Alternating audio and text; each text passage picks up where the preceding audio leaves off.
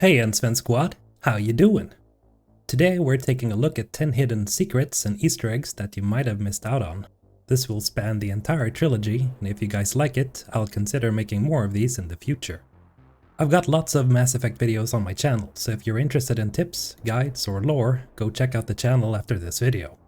Be aware, there will be spoilers in this video, especially during the later parts. Number 1. Shifty looking cow.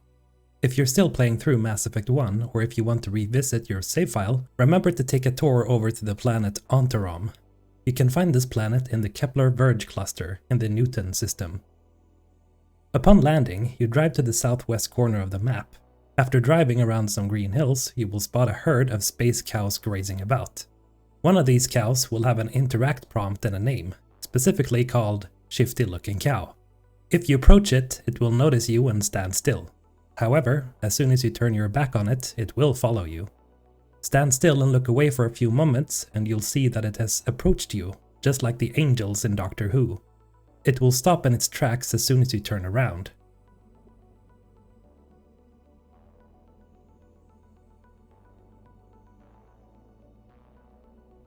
If you wait long enough, you'll notice that your credits start draining away, and turning around and looking at the cow stops this from happening.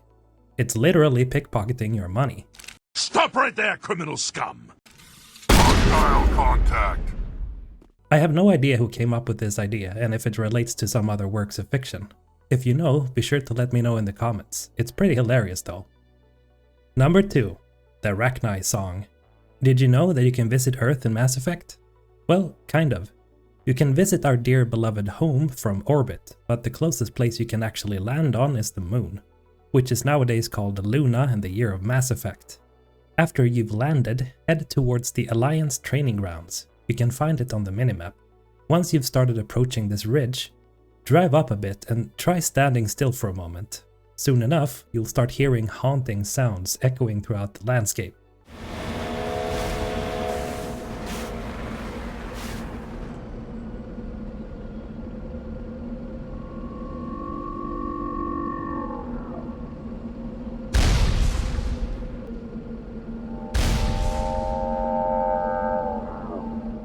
This cry is actually the Rachni singing, and if you've visited the Rachni Queen already, she'll tell you that her race communicates by singing. Given the Rachni's mysterious society and complex history, hearing them communicate through space always sends chills down my spine.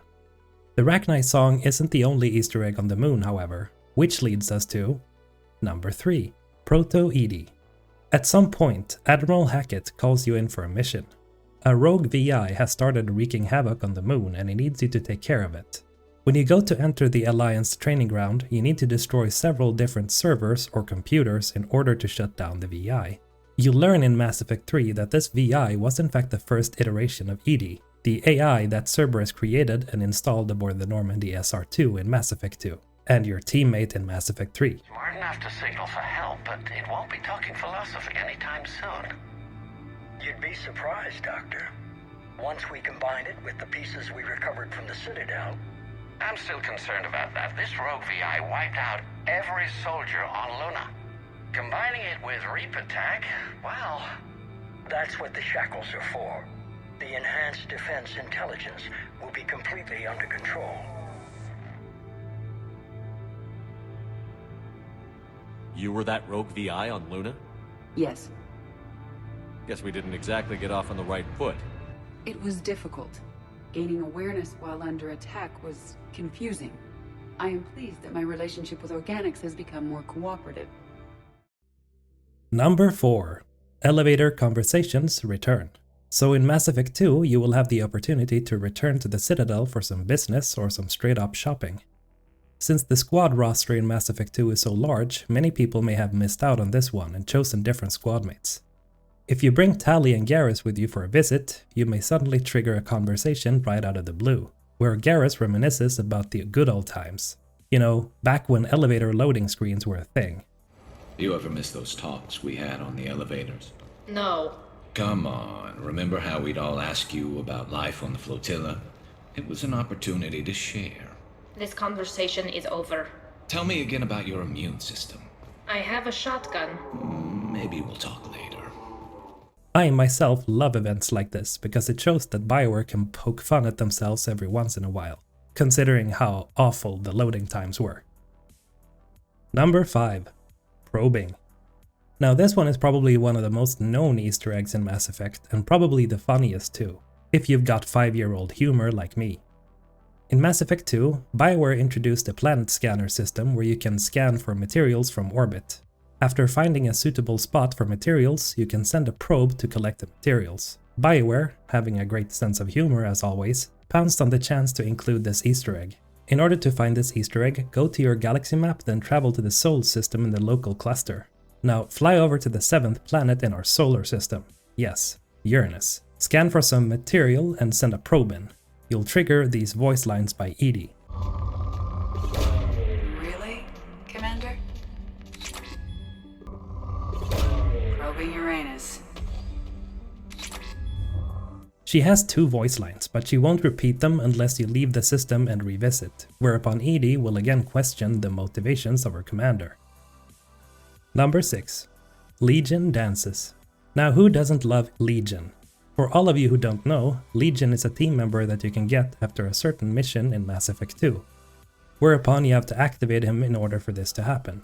Now Legion has some really cool dialogue and really gives the Geth some much needed depth as a species, but that's not the only cool thing he does. You see, if you decide to not engage with Legion in dialogue, but to let him stand idle for a while, he will seemingly grow bored. And so, being the good boy AI he is, he will start doing the robot.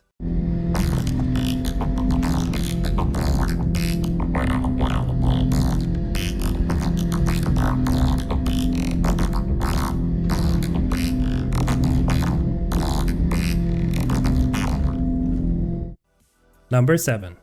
Annoying Salarians. Do you enjoy touching stuff? Well, upon a visit to the planet Sur'Kesh in Mass Effect 3, which is the Salarian homeworld, Shepard can interact with a few things that belong to a certain Salarian scientist. Doing this will trigger a row of snicker-worthy sentences from the Salarian, who gets increasingly pissed off that Shepard can't stop touching his things. Please don't touch that. As I said, Commander, don't touch that. Again, I would ask you to refrain from touching that. Perhaps "don't touch that" means something different in your language. I would rather not refer this matter to the human embassy. Touch it all you want. You'll never find out what it does. Are humans really so deprived of stimulus that they must insist on touching everything? Number 8.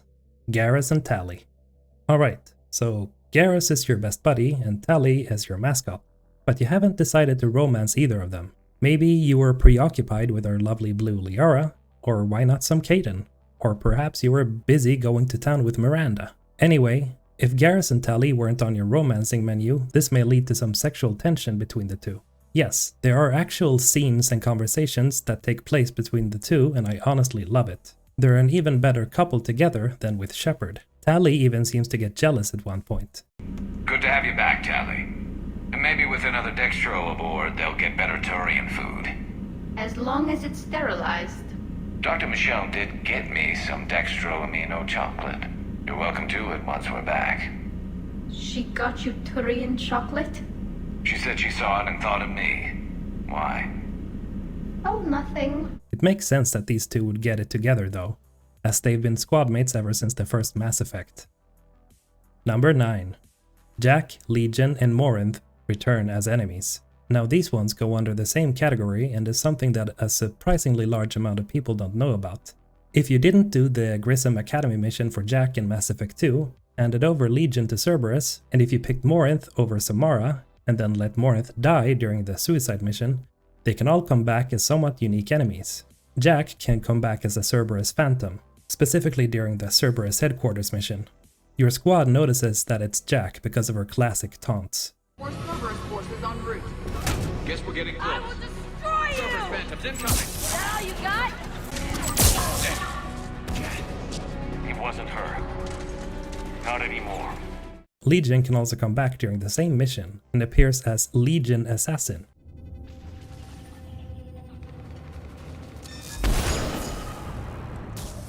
Morinth will return in the Battle for Earth mission, appearing as a Banshee to stop you in your tracks. Number 10. The Catalyst. Now, there are two different hidden things when it comes to the Reaper's boss, the Catalyst. First of all, if you listen carefully to its voice, you can hear that it's a blend of male and female Shepard's voice, together with the voice of the child from the intro for Mass Effect 3. The created will always rebel against their creators. But we found a way to stop that from happening. This in turn begs the question, did the Catalyst manipulate Shepard by using his or her own voice?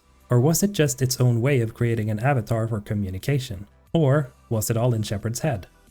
The second Easter egg is the following.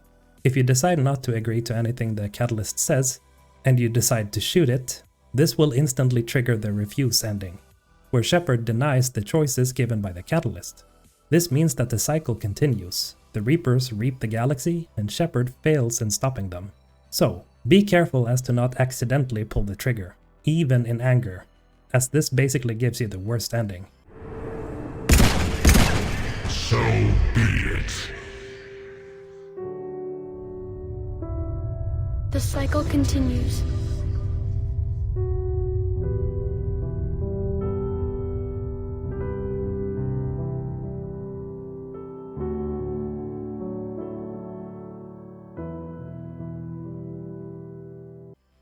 That's it for the top 10 Easter eggs in Mass Effect. Don't forget to check out my other videos on Mass Effect, by the way.